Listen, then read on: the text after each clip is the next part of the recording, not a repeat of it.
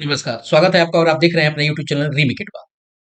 ई शिक्षा कोर्स के माध्यम से टीचर अटेंडेंस बनाया जा रहा है और 1 अक्टूबर से इस ई शिक्षा कोर्स के माध्यम से जो ऑनलाइन अटेंडेंस बन रहे हैं, उसी के आधार पर आपका वेतन बनेगा। यानी अब स्थिति सख्त हो गई है। अब आपके वेतन में कटौती संभव है। तो यहाँ कुछ शिक्षकों के पास ये कन्फ्यूजन है कि जो ई शिक्षा कोर्स के माध्यम से टीचर अटेंडेंस बन रहे हैं, तो हमें कितने दिन और कितने समय की छूट मिलेगी? कितना देर होने पर हाज़िरी कट जाएगा? इससे संबंध में विभागीय नियम जो हैं वो क्या हैं? क्या हैं विभागीय नियम? इस वीडियो के माध्यम से मैं आप तक ये बात पहुँचाऊँगा। साथ ही साथ मैं आपको यह भी बताऊँगा कि यदि हम विद्यालय बिना बताए अनुपस्थित पाए जाते हैं, उस स्थिति में क्या होगा? क्या हमारा वेतन कट जाएगा? क्या हमारा सीएल लगेगा? कैसे काम आपका होगा, यह भी हम आपको बताएँगे। तो इस पत्र के माध्यम से जो आपके सामने दिख रहा है, ये सारी की सारी प्रूफ और प्रमाण के रूप में मैं आप तक ये बात बताऊँगा। तो आइए वीडियो को शुरू करते हैं। वीडियो को शुरू करने से पहले आपसे मैं एक ज़रूर आग्रह करना चाहूँगा कि यदि आप पहली बार देख रहे हैं, तो चैनल को सब्सक्राइब अभी कर लीजिए, क्योंकि आपको शिक्षा से संबंधित educational information, educational study material आपको इस चैनल पे मिलते रहेंगे। यदि वीडियो पसंद आता है, तो लाइक कीजिए, शेयर कीजिए और मुझे मोटिवेट कीजिए कि मैं आगे भी इस तरह की वीडियो बनाता रहूँ। आपके सामने एक पत्र है और यह पत्र है आपको एसीएस के द्वारा लिखा गया है, अपर मुख्य सचिव शिक्षा विभाग के द्वारा लिखा गया है 6-7-9 27 अगस्त 2024 को। यही वो मूल पत्र है जिसके आधार पे इस शिक्षा कोर्स का पूरा अटेंडेंस सिस्टम वर्क कर रहा है। तो चूंकि हमें पूरे पत्र को देखने नहीं है, हमको इस पूरा पत्र से मतलब बहुत ज़्यादा नहीं है, हमको यहाँ अपनी छुट्टियों से मतलब है और कितना देर से हम पहुँचेंगे, कितना हमारा आपको वेतन कटने की संभावना बनेगी और कैसे आपको समय की छूट मिल रही है और हाजिरी कटने की स्थिति कब बनेगी। तो आइए देखते हैं और चलते हैं हम इस पत्र के अंतिम आपको पेज पे अंतिम पेज पे चलते हैं और इस पत्र के आप अंतिम पेज पे आने पर कंडिका घ है। ये घ हमारे लिए है और यही घ में 1 नंबर, 2 नंबर और 3 नंबर जो है, ये विभागीय आदेश है, जिससे हमें बहुत ज़्यादा लेना-देना नहीं है, इसको थोड़ा डिटेल नहीं करेंगे।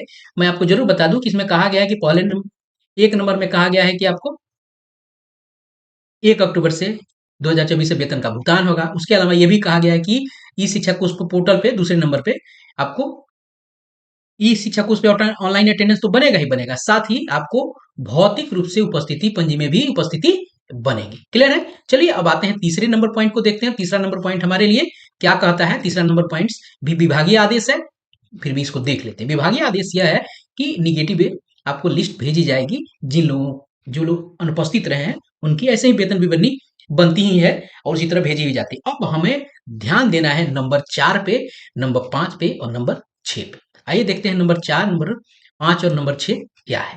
आइए 4 नंबर को जरा देख लेते हैं। इसको पढ़ना जरूरी है, आप वीडियो को स्किप नहीं कीजिएगा। अगर वीडियो को आपने स्किप कर दिया तो ये मूल इंफॉर्मेशन आपको नहीं मिल पाएगा। तो ये जानना जरूरी है, क्योंकि सबको कोई ना कोई आकस्मिकता आ सकती है। विद्यालय हो सकता है किसी कारण से इंफॉर्मेशन नहीं दे पाए, विद्यालय उस दिन नहीं गए, तो क्या करेंगे? अगर लेट पहुंच रहे हैं, कहीं कुछ देरी हो गई रास्ते में, तो कितना आपको आप रिलेक्स विभाग के द्वारा मिलेगा। पहले देखते हैं कि हम विद्यालय नहीं गए। चौथे पॉइंट को देखते हैं, ये समझते चलते हैं। अब यहाँ कहा जा रहा है कि ई शिक्षा कोर्स ऐप पर दर्ज उपस्थिति के आधार पर यदि कोई शिक्षक ई शिक्षा कोर्स के ऐप पे दर्ज उपस्थिति के आधार पर यदि कोई शिक्षक अनाधिकृत रूप से अनुपस्थित पाया जाता है, मान लीजिए कोई शिक्षक है, वो क्या किया है कि ई शिक्षा कोर्स ऐप पर उपस्थिति दर्ज कर लिया है, लेकिन क्या है, वो जब जांच होती है तो वो अनुपस्थित पाया जाता है, तो उस स्थिति में क्या बनेगी? उस तिथि को, अनुपस्थिति को, वो जो अनुपस्थित रहेगा उसको क्या किया जाएगा? उसके सीएल या अन्य जो आपको उसको अनुमानीय देय जो अवकाश होंगे उसमें सामंजित कर दिया गया। मान लीजिए बहुत लोग हैं गए और आपको ई शिक्षक को अटेंडेंस लगा दी और कहीं चले गए, उसी विभाग से कोई आ गया, तो उस स्थिति में यह बनती है कि उस दिन को आपको क्या किया, वेतन नहीं काटा जाएगा और आपके अनुपस्थिति को अवकाश में सामंजित कर दिया जाएगा। अब जाके देखते हैं अगला आपका क्या कहता है वाक्य। आकस्मिक एवं अन्य अनुमान, अगर उसके पास कोई आकस्मिक अवकाश सीएल या अन्य अनुमान नहीं, अनुमान्य अवकाश नहीं रहता है, तो क्या होगा? उस तिथि को लीव विदाउट पे घोषित किया जाएगा। अगर है तब तो सीएल में कन्वर्ट कर दिया जाएगा, नहीं होगा तो तब वो एलडब्ल्यूपी में जाएगा। अब आते हैं दूसरे कंडीशन में। मान लीजिए कि जिससे बहुत सारे शिक्षक दो चार हो रहे हैं, ये पांचवा स्थिति है। पांचवा स्थिति क्या है भाई? पांचवा स्थिति है कि सर्वर डाउन, नेटवर्क की समस्या या कोई अन्य जानकारी तकनीकी समस्या के कारण यदि प्रधानाध्यापक शिक्षक अपनी उपस्थिति दर्ज नहीं कर पा रहे हैं, तो ऐसी स्थिति में शिक्षक द्वारा भौतिक रूप से उपस्थिति पंजीयन में 10 उपस्थिति के आधार पर वेतन भुगतान किया जाएगा। ऐसा नहीं है कि सर्वर डाउन हो गया, नेटवर्क की समस्या है तो उसका वेतन कट जाएगा, बिल्कुल नहीं कटेगा। कंडिका घ के यानी 5 नंबर आपको पॉइंट में बताया गया है कि हाँ, ध्यान यह रखना है कि सर्वर डाउन हो उस दिन, नेटवर्क की समस्या हो, अन्य तकनीकी कारण हो, तो आपका वेतन यूं ही नहीं कट जाएगा। ऐसे ही कोई आके वेतन नहीं कट जाए, काट देगा। यह देखना जरूरी है क्योंकि आपको ये नियम जानना जरूरी है, ऐसे ही नहीं कट जाएगा। अब देखते हैं पांचवा। पांचवा हमने देख लिया, अब देखते हैं हम छठा। छठा में क्या है कि राज्य के सरकारी विद्यालयों में कार्यरत सभी प्रधानाध्यापकों और शिक्षकों का मोबाइल ऐप के माध्यम से उपस्थिति दर्ज करने में समय की पाबंदी के संबंध में, यानी जनरल एडमिनिस्ट्रेशन विभाग ने एक पत्र जारी किया था। वो पत्र था 16,458 और ये पत्र जारी हुआ था 12 सितंबर 2022। इस 6 नंबर से कहा गया है कि इस पत्र के आलोक में, यानी जो भी सरकारी विद्यालय में कार्यरत प्रधानाध्यापक शिक्षक हैं, उनके मोबाइल ऐप के माध्यम से उपस्थिति दर्ज करने के समय की जो पाबंदी है, वो अकॉर्डिंगली किस पत्र से होगा? इस पत्र के में गाइडलाइन जो दिए गए हैं, उसी गाइडलाइन के आधार पर होगा। तो आइए इस गाइडलाइन को हम जानते हैं कि और वो गाइडलाइन आखिर है क्या, जिसमें समय की पाबंदी की बात की गई है। अब चलिए देखते हैं आपके सामने, मैं वो पत्र लेके आता हूं। आपके सामने वो पत्र उपस्थित है।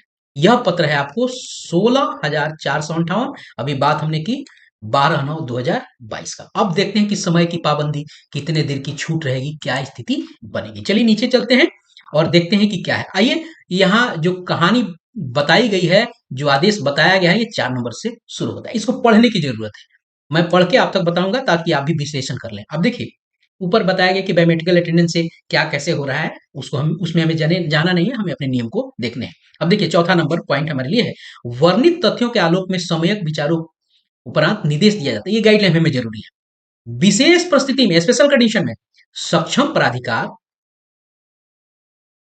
की पूर्वानुमति प्राप्त करने वाले पदाधिकारी कर्मचारी को 1 महीने में अधिकतम 2 विलंब से उपस्थिति होने की छूट दी जाएगी। यहाँ मतलब क्या है?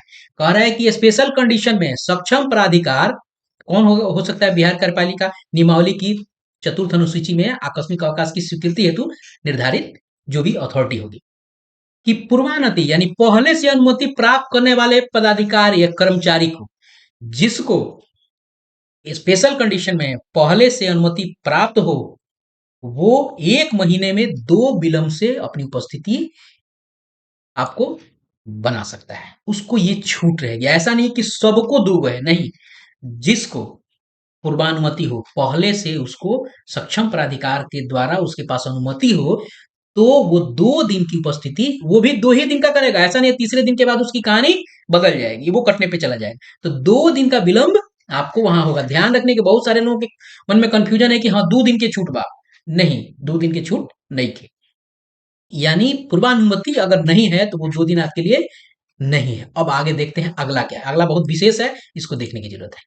अब दूसरा नंबर पॉइंट, इसको बड़े ध्यान से देखने की जरूरत है। यह है आपको, यदि कोई पदाधिकारी कर्मचारी बिना अनुमति के विभाग के कार्यालय में उपस्थिति दर्ज करने हेतु निर्धारित समय से 1 घंटा बाद उपस्थिति दर्ज करता, तो उनकी आकस्मिक छुट्टी के लेखा में आधे दिन की छुट्टी विकलित की जाएगी। अब इसको समझने की जरूरत है, इसको बहुत थोड़ा सा विश्लेषित नहीं करेंगे तो ये चीजें कंफ्यूज है। जैसे पहला वाला विश्लेषित बहुत लोगों ने परिभाषित अपने तरीके से कर लिया कि 2 दिन का छुट्टी है, नहीं, ऐसा नहीं है, उसको पूर्वानुमति हुई है। यहाँ 2 नंबर को देखने की जरूरत। कहा जा रहा है कि कोई पदाधिकारी बिना अनुमति, विदाउट आपको किसी भी परमिशन, विभाग कार्यालय में उपस्थिति दर्ज करने हेतु निर्धारित समय, मान लीजिए निर्धारित समय विद्यालय का 9 बजे है, 1 घंटा बाद उपस्थिति दर्ज करता है। अगर 9 से 10 के बाद, 10 बजे के बाद अगर कोई उपस्थिति दर्ज करता है, तो क्या होगा? आधे दिन की छुट्टी उसकी बनेगी। और आधे दिन की छुट्टी का क्या मतलब हुआ, दो गो आधा दिन का मिला दिया जाएगा। 2 दिन अगर लेट हो गए तो ये एगो सीएल आपका बन गया। यह ध्यान रखिए। अब मैं आपको बता भी दूं कि 10:05 पर आपका अटेंडेंस का रिपोर्ट बन जाता है। अटेंडेंस का जो रिपोर्ट है वो आपके मोबाइल पे यानी एडमिन पर, अगर चाहें आप देख लें स्कूल एडमिन पे, तो आप मोबाइल पे अपने देख सकते हैं। 10:05 को आपका जो आपने सवेरे अटेंडेंस लगाया है ना, उसकी रिपोर्ट 10:05 आ जाती है। आपके स्क्रीन पे वो दिख रहा है कि 10:05 पे ये अटेंडेंस का रिपोर्ट बनता है। अब आते हैं हम लोग मूल बात पे। अब यहाँ यह बताया गया है कि 9 बजे से लेके, इस चीज को समझिए, 9 बजे से लेके 1 घंटा के बाद की बात है, यानी 9 से 10, यानी 1 घंटे तक आप अगर इस बीच में बना लेते हैं तो कोई हर्ज नहीं है। लेकिन जैसे 10 बजे के बाद ये बनना शुरू हो जाएगा, यूं समझिए 10 के 5 आपकी आधे दिन की सैलरी डिडक्ट हो जाएगा। ऐसा नहीं है कि 10 बजे के 5 मिनट है तो एक 4 बजे बनाए, नहीं, वो भी मध्यांतर के पहले। मध्यांतर के बाद जैसे होगा आपकी सेल आपका जो अटेंडेंस है वो फुल डे में जाना आरंभ हो जाएगा। अब फुल डे यूं समझिए कि मध्यांतर के बाद आते हैं तो उस पे विभाग आपको उसको पूरा दिन वो एब्सेंट मानेगा। पहले उस पे नहीं जाते हैं, हम यहाँ समझते हैं कि 1 घंटे की जो मैं बात कह रहा हूँ यहाँ, 1 घंटे की जो मैं बात कर रहा हूँ, 9 बजे से 10 बजे के बीच में, 1 घंटे में अगर नहीं के बीच में आ जाते हैं तो कोई हर्ज नहीं है। तो ऐसा नहीं कि आदतन आपको जाएंगे, विभाग आज पे कार्रवाई कर सकती है। लेकिन छुट्टी का कंडीशन है वो 1 से 9 बजे से आपको 10 के बीच यानी 10 बजे के बाद आते हैं, तब आपके आधे दिन की सीएल काउंट होना आरंभ हो जाएगा। लेकिन इस 9 से 10 के बीच में यदि डेली आपने आदत बना लिया है तो विभाग उस पे आप पे कार्रवाई शुरू करेगा। तो कहाँ है वो जिक्र, ये रहा उसका जिक्र। आइए इसको देखते हैं कि अगर आपने आदत बना लिया है, 9 से 10 में कोई बीच में हर्ज नहीं है, लेकिन अगर आपने आदत बना लिया 1-2 दिन का वो तो छूट दे सकता है, लेकिन आदत बना लिया है तो छोड़ेगा ना। विभाग चाहे तो आपको 1 दिन भी नहीं दे, अगर आपको पूर्वानुमति नहीं है तो। किसी पदाधिकारी कर्मचारी द्वारा यदि विलंब से उपस्थिति बार बार दर्ज किया जाता है तो ऐसी स्थिति में सक्षम प्राधिकार उनके विरुद्ध अनुशासनिक कार्रवाई प्रारंभ कर सकती है, यानी विभाग के द्वारा आपके ऊपर डिसिप्लिनरी एक्शन कर दी जाएगी। तो ये 9 से 10 की जो बीच वाली बात है, इसको आदत नहीं बनाना है, हर्ज नहीं है। 10 के बाद अगर लगेगा तब आपका वो कन्वर्ट होगा, लेकिन ये डेली नहीं, विभाग नहीं देगा आपको अनुमति। यहाँ तो स्पेशल केस में थोड़े विलंब की बात हो रही है, यहाँ तो डेली आदत।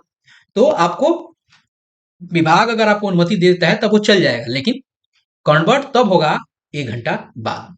10 बजे के बाद अगर आप लगा रहे हैं तब वो आधे दिन में जाएगा। उसके बाद आप तीसरा नंबर पॉइंट लगे हाथ हम देख लेते हैं। तीसरा नंबर पॉइंट क्या है, किसी अभी हमने, हाँ तीसरा नंबर अभी हम लोगों ने देख लिया। चौथा देख लेते हैं कि सक्षम सरकार सक्षम प्राधिकार के निर्देश पर कार्यालय अवधि प्रारंभ होने के पूर्व से, यहाँ कहा गया है कि अगर मान लीजिए कोई हाई कोर्ट का केस है, न्यायालय का केस है, लोकायुक्त के कार्यालय और प्रशिक्षण संस्थानों में प्रशिक्षण देने, राज्य सूचना आयोग किसी अन्य अधीनस्थ कार्यालयों में व्यस्तता के कारण विलंब से अगर कार्यालय आते हैं तो ऐसे विलंब की उपेक्षा की जाएगी या इग्नोर किया जाएगा, उसको आपको आपको लेट नहीं माना जाएगा। तो क्या है, न्यायालय वाला केस है, प्रशिक्षण संस्थान में अगर प्रशिक्षण देने गए हैं और कोई राज्य सूचना आयोग में है, कोई चाहे उसके कार्यालय में कोई व्यस्तता के कारण अगर विलंब से आते हैं तो उसमें स्पेशल कंडीशन में छूट है। तो यह कहानी आपको निकल के आई और आप तक मैंने ये बात इस पत्र के माध्यम से, ऐसा नहीं है कि मैंने अपने मन से कोई चीजें आप तक बताई है, मैंने इन सारे के सारे जो भी चीजें उस सबको विश्लेषित करके आप तक बताया है। तो ये ध्यान रखने की जरूरत है कि 9 से 10 में कोई हर्ज की बात जो वाली बात निकल रही आ रही है, ये आदत नहीं होगी। विभाग चाहे तो आपको 1 दिन भी नहीं आने दे, ये विभाग के ऊपर डिपेंड करता है। लेकिन कन्वर्ट आपको 9 से 10 में बीच में आएगा, वो कन्वर्ट होगा, वो नहीं, 10 के बाद आप 1 घंटा बाद आएंगे तभी वो आपको उपस्थिति में हाफ डे में हो जाएगा।